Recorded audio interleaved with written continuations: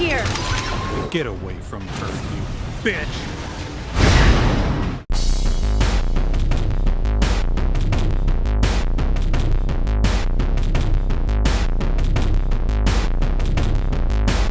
Metroid Other M is an action-adventure game developed by members of Nintendo, Team Ninja, and D-Rockets, and published by Nintendo for the Wii.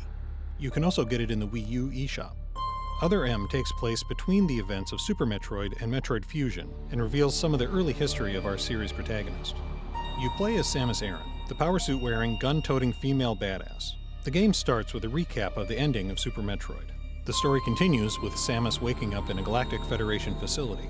After her fight with Mother Brain, they grabbed her and fixed her up. We go through a quick tutorial where we learn how to do the basics. When that's done, we get another cutscene where Samus debriefs the members of the Galactic Federation on how her mission went. Mission completed. The planet Zebes was annihilated, and all Metroids were exterminated. Our hero moves on, and time passes. Suddenly, she intercepts a distress signal. This is where Samus's role as the narrator starts to get really heavy-handed. Calling the distress signal a baby's cry pretty well explains how dire it is, I think. But Samus feels the need to spell it out for us. Codename Baby's Cry. A common SOS with the urgency of a baby crying. The nickname comes from the fact that the purpose of the signal is to draw attention. Samus goes to the source of the signal, a facility called the Bottle Ship. I wonder why it's called the Bottle Ship. Oh, you're not going to explain it to us? Well, I guess we'll never know why then. After landing on the Bottle Ship, we see that the Galactic Federation is already there.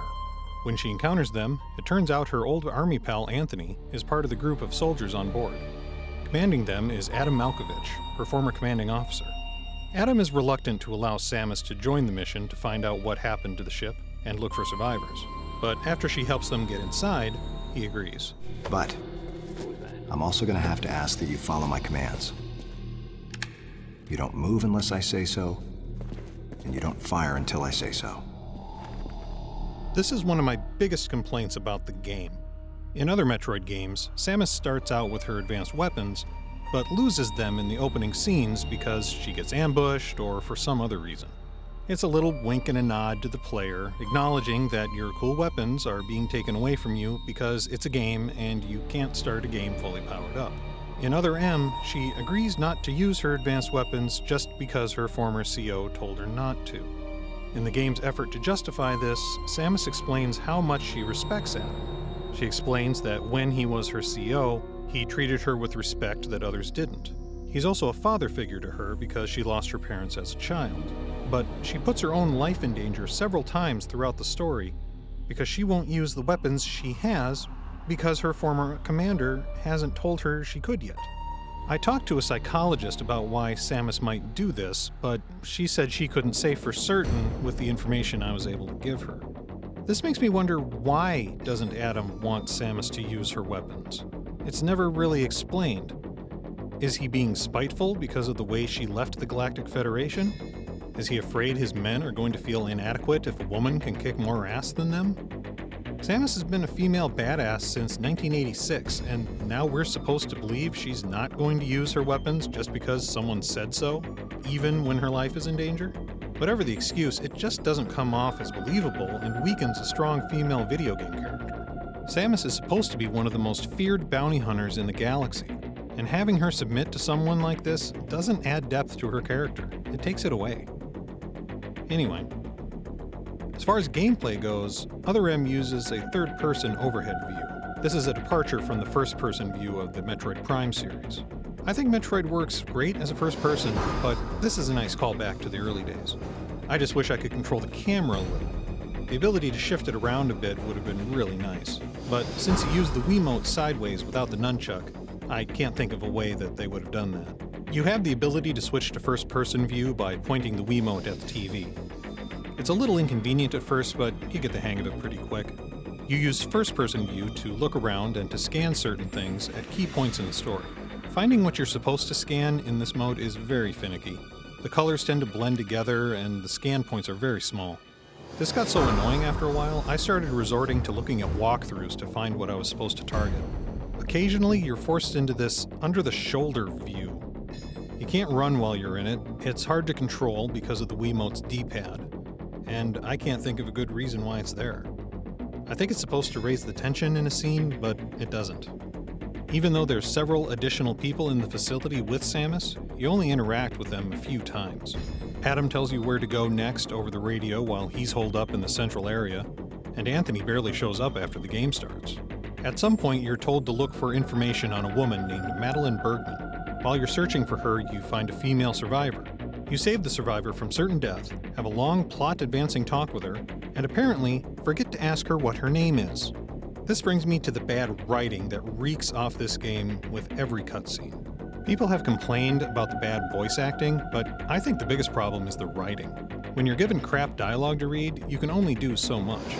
Samus's voice actress, Jessica Martin, said in an interview that Samus's inner dialogue was supposed to be emotionless and detached. But her inner dialogue is often pointless and redundant, to the point of almost being patronizing to the player. The writing tells us what's happening instead of showing us. I learned in high school writing classes, don't tell, show. Our teacher was so famous for saying that it made the yearbook. Despite the bad writing, they have a pretty good framework of a story here. There's suspense, betrayal, loss, discovery, plenty of things to make a good story.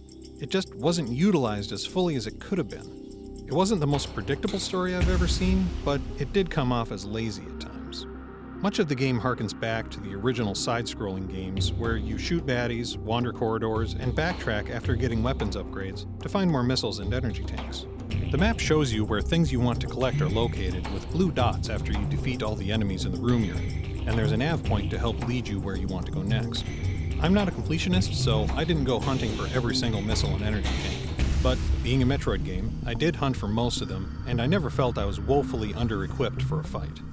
Except in the lava stages when Adam wouldn't let me equip my Various suit right away and I was burning alive in my... While I was playing, I had another issue with one of the ways that Samus was portrayed. At some point, you're investigating an area with Anthony and you encounter Ridley. Now, before you bitch about me dropping a spoiler in here, it's a Metroid game. Of course Samus is going to fight Ridley.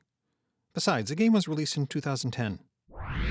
As I was saying, when Samus encounters Ridley, she has a mental breakdown and is crippled with fear and flashbacks to her childhood when Ridley killed her parents. Now, I haven't played every Metroid game, but I know she's fought Ridley on at least 3 different occasions in the timeline before Other M. Why hasn't she had a mental breakdown during her other encounters?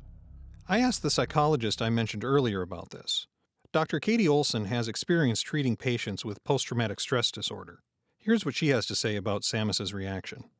Well, no, from a logical standpoint, I completely agree with you, and it's just confusing because from what we know about PTSD, which is what you assume, yeah, she has from the experience with seeing her parents die, she would be having flashbacks or nightmares or breakdowns, with earlier encounters with the monster. But, after working in the, mental health field, you just kind of learn more and more that, mental health is confusing and complex, and it doesn't always fit into nice diagnostic buckets or, criteria. It's likely she could have comorbidities, meaning, maybe she has PTSD and something else, or multiple other things going on, and you just don't know, I guess, what she's thinking or what the additional stressors of having the CO involved are having, what kind of impact they're having on her. She's able to repress the emotional vulnerability she feels with him until the stressors become too overwhelming that she has a breakdown. So, according to a professional, Samus's reaction is believable, especially since she's also dealing with meeting Adam again after so many years. Having Anthony with her when she encounters Ridley again also could have helped trigger her reaction. One of the few good pieces of writing in the game, I guess. There's an epilogue after the credits. This gives you an opportunity to collect all the items that you missed, collect a few more that weren't accessible before, and find and fight new enemies in a new area that you couldn't get to the first time. The pause menu gives a percentage of how many items you've collected in each sector, and the map shows you where every item is. The trick is finding out how to get them. the epilogue also has the real boss fight of the game. Metroid Other M is a good game overall, but has some major flaws. The writing is unimaginative and redundant, causing the voice acting to suffer. They missed a huge opportunity with Samus's backstory. Instead of having her grow beyond her father figure's influence, she submits to it, sometimes to the point of putting her own life in danger. If they would have had her defy Adam because his orders were hindering her, and because she doesn't work for him anymore, we could have had tension build up between them that culminated in some grand confrontation where she declares she's capable of making her own decisions and doesn't need him anymore. She could have broken away from helping the Galactic Federation, went on her own quest to finish off Ridley once and for all, only to cross paths with the Galactic Federation group later and work together to beat a major enemy. Then they could have resolved their issues and worked together to find and defeat the final boss.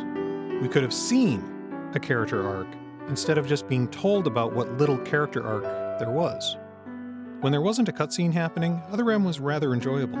The mini-boss battles were challenging, the boss battles were spaced out well and felt dire, and the exploration was true Metroid, sometimes frustrating but rewarding. While I was watching the post-battle cutscene before the credits, I hoped they would dare go in a dark direction where most of the mission was all in vain. They went with the happy ending. It was great to see Samus's background, but again, they missed so many opportunities with it. Even though the story isn't as good as the Prime series, Other M works fine as a Metroid game. But if you really want to know about Samus's history, you're better off reading the manga.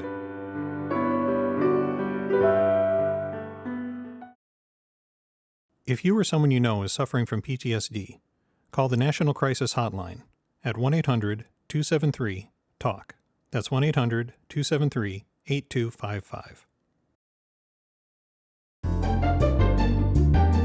Special thanks to Dr. Katie Olson for answering my questions about PTSD. Her help was invaluable.